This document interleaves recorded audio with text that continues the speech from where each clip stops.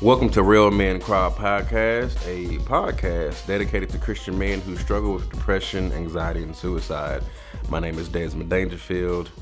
This is actually our first episode. And on the first episode, I'm going to talk about my dad. To put a title to the topic, I love Jesus, but I think I hate my dad. I would question why I was given him out of all the men in this world. I mean, I know it could have been worse, but it's been some rough things that have happened to me. To go ahead and go into it, I got notes, y'all. I have a deep feeling of hatred for my dad. I have a deep feeling of revenge for my father. He can be very manipulative.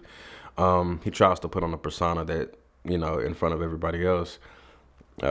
He seems like this funny uncle, but when I stayed with him, there was a lot of verbal abuse, physical abuse. I don't want to say that because, as a man raising a son, it's going to get a little physical, which I don't mind. But the way he went about doing stuff, the way he lied about stuff, the verbal abuse was a big factor. And the mental abuse was really bad because now I actually suffer from it. And he doesn't want to acknowledge that.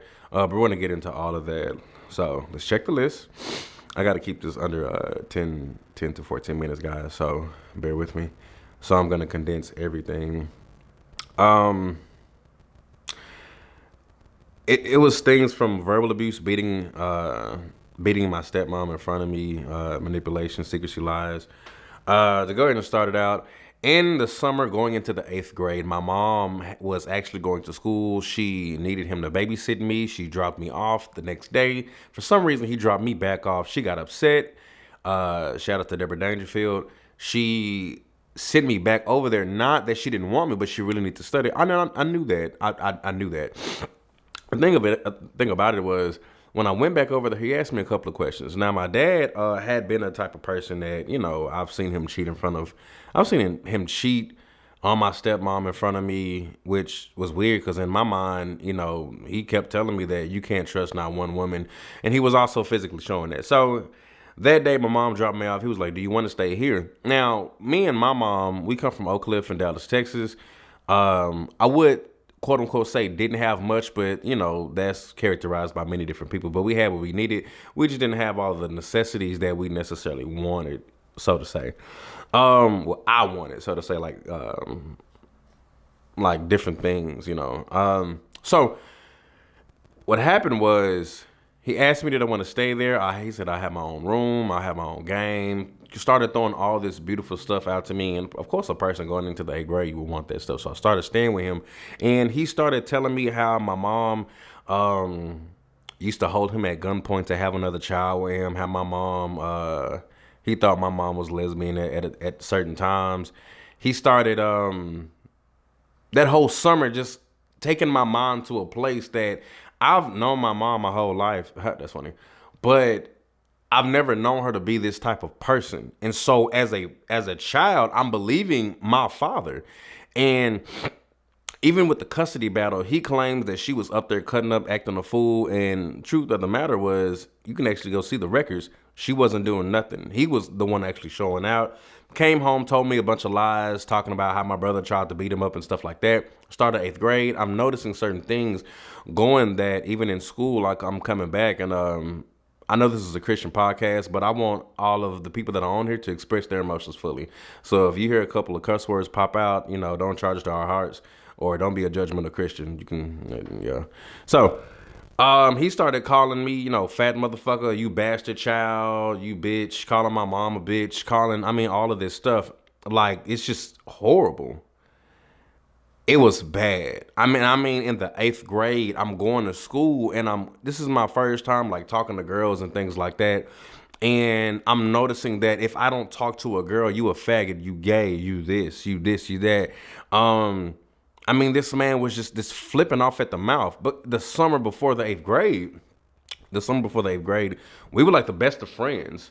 And so I got to see the real manipulation of let me get you to be on my side, and then all of a sudden switch and turn on you. Going into the 9th grade, we left he left my stepmom. We moved into Duncanville. And I was going to Townview Magnet Center, and I started noticing that if I ate too much food, he would get upset. If I asked for money, he would get upset. If I needed a ride, he would get upset. He never wanted to authentically be a father and raise me, teach me things. I can honestly say the only thing my dad taught me was to, I think, like tailor some pants or something like that. Because mentally, I had to set up things in my mind to make sure I can't trust him. I can't talk to him about stuff. I would talk to him about girls, and then in the next argument, you going over there screwing such and such and such, and I haven't even lost my virginity yet. I started noticing that I had to be at band practice at 7 o'clock in the morning, and I was a section leader. He would make me late. He would say certain things, pop up at my school, flirt with my teachers. It was a problem. That wasn't really an issue. My thing was every time you got mad, you calling my mom names, you calling me names. I've been called a bastard child so many times. It got to a place where I actually contemplated suicide, and I told my aunt Robbie. I told her not to tell him, but for some reason she did. She told him, and we're driving home, and he says, "You a stupid MFer if you think about committing suicide or killing yourself. That's dumb. Why would you be that dumb?" And I'm just sitting in my mind like, who is this? I remember one time we was in the living room, and he got mad about something I clearly did not do. I think it was I didn't bring back a band itinerary for like the trip he was going on that he didn't even want to pay for. I mean, from band trips, musically I know how to play almost every instrument. Was known all around Dallas. He loved the praise of me, but hated the expense of me. And so now we get to a place where it's time to pay $450, time to pay $300. This man is getting paid almost $50,000, $55,000 a year and can't even pay his bills up to the next week without asking people for money and things like that. Real bad with his spending habits, which that's his own problem. But it got to a place where I got tired of asking him for stuff. I really did get tired. So I started stealing from the mall. And I was at North Park Mall, the Parks Mall. This is all in Dallas and Arlington and North Dallas and things like that. I started stealing from the mall. I would notice that the first job that I ever got, which was actually at his job, he would try to take the money and take my checks as well. If I refused, you black MFer, you this is that and the other. Totally degrading my whole mind. Just in my life, I never had nobody literally drive me to a point where I'm, in my mind, I'm like, well, maybe I ain't enough for people to love me. I'm not enough for people to value me.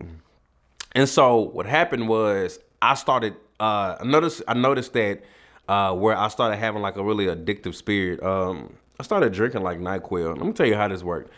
He got off at 5 o'clock, didn't get home till 6 or 7. I get home at 5:30. I drink 2 to 3 cups of NyQuil. It would knock me out. Wake up at 3 o'clock in the morning. We go to school.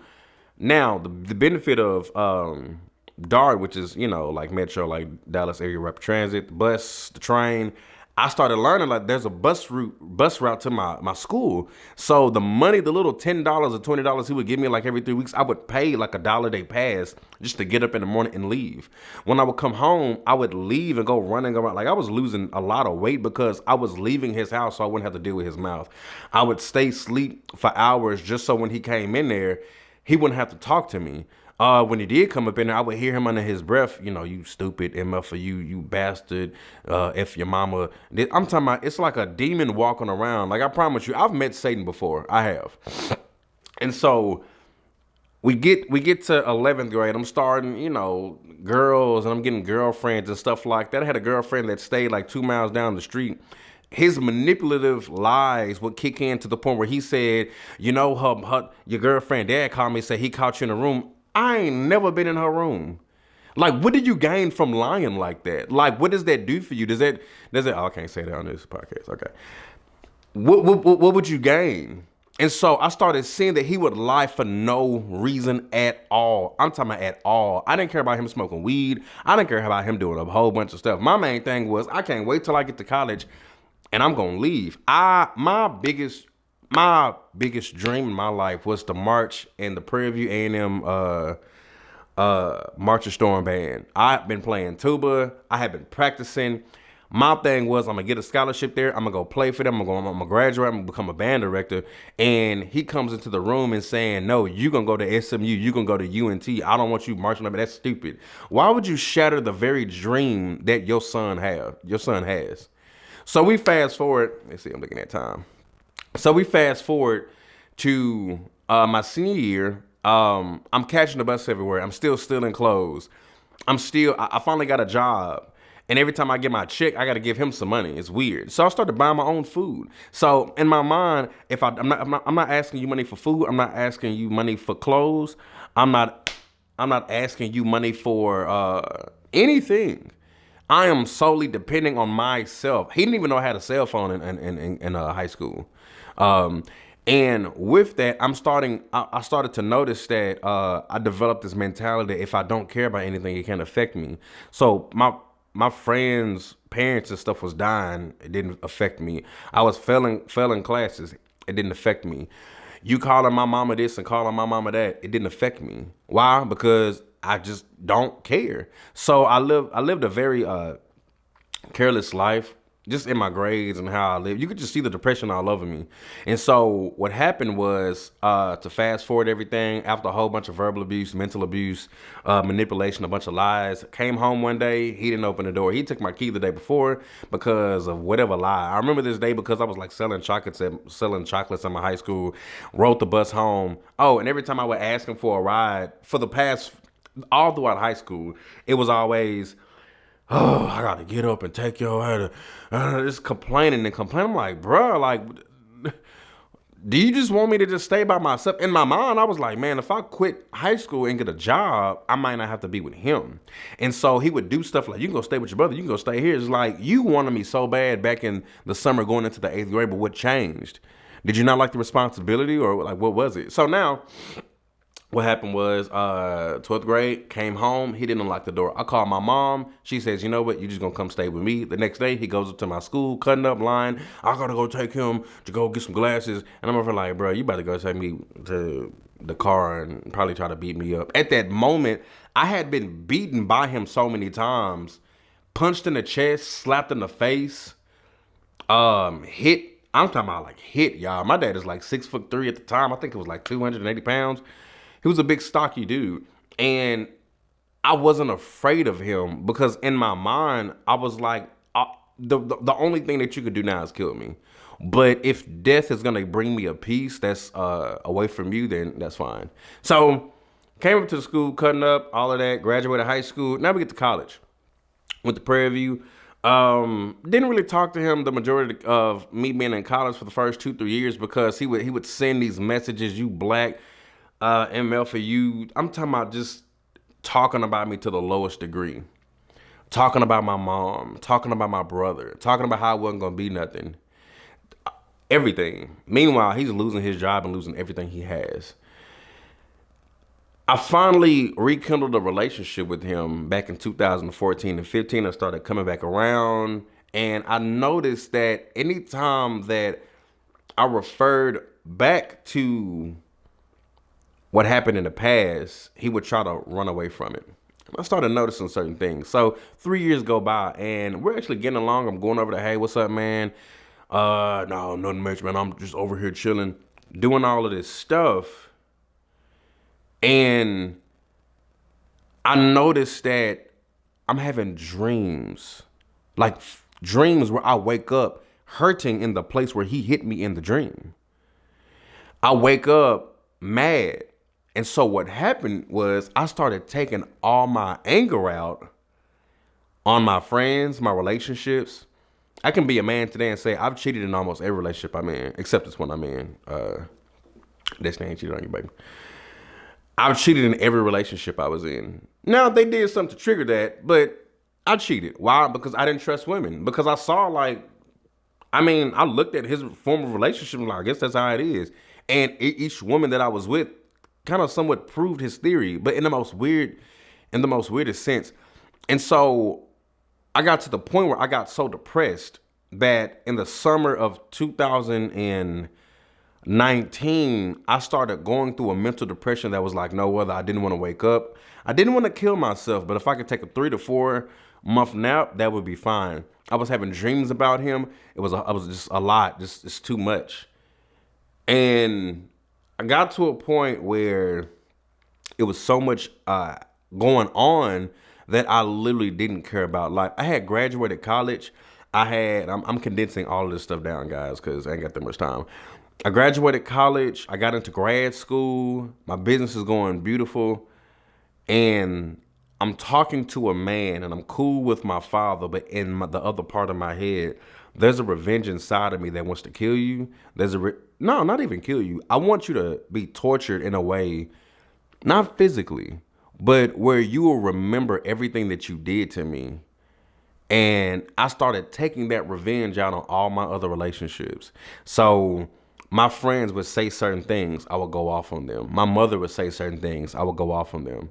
My teachers, my pastor, I love to rebel. I hated authority. Why? Because in my mind, you can't tell me what to do because I've always had to do my own thing ever since I was young.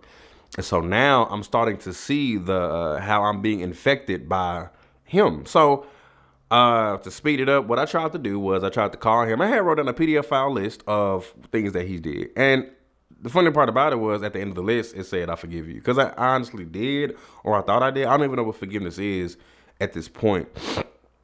What happened was I tried to call him. No, I texted him on a Thursday. I said, hey, I'm having dreams about the things that you did to me when I was young.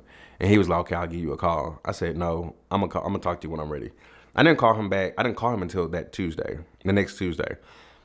And when I called him, the first thing that comes out of his mouth is, before you start talking, if you feel like, Desmond, that I did whatever you did, I can't even get nothing out, y'all. He wouldn't even let me talk. If you feel that and you got stuff going on, I'm at a good place in my life right now. So I don't need your negativity or stuff affecting me. What? Are you serious? And this is the thing that he says. He says, if what I did to you caused you that much trauma to where you having dreams and all that, well, nigga, you crazy and you need psychiatric help with your stupid ass. And at that moment, I don't know what happened, but my anger, my rage, my revenge took me to a place that I did not want to kill this man. I had to go to Dallas that Saturday from that Tuesday. It took me to a place where it was like, if I go to Dallas and I go see that man, he like 55. So if I can't say that on here. If I beat him up, quote unquote, he probably gonna have a heart attack and die, or the police gonna get called on me. I don't know what's gonna happen in that moment, but there is something inside of me that says you're not finna get away with what you said, what you did, because that whole conversation was him avoiding me expressing what happened. And so what happened was I told him that until we have this conversation, you are no longer in my life. I can't deal with that. Meanwhile, I was drinking like $10 bottles of Palmer Sun. Like, we're not gonna even talk about the drinking problem. That's gonna be in the second episode. And so what happened was the next day, he sent me a couple of text messages. Who are you to give me an ultimatum? You fool! I'm your daddy and all this stuff. And now I got to see the real demon inside of me. Back then, I couldn't do nothing to you. Now, I can do whatever I want to you. And I left him a voicemail saying a couple of things that were very, not hurtful, but very, I ain't gonna lie, I threatened that man. Like, get at me. Like, we finna get active.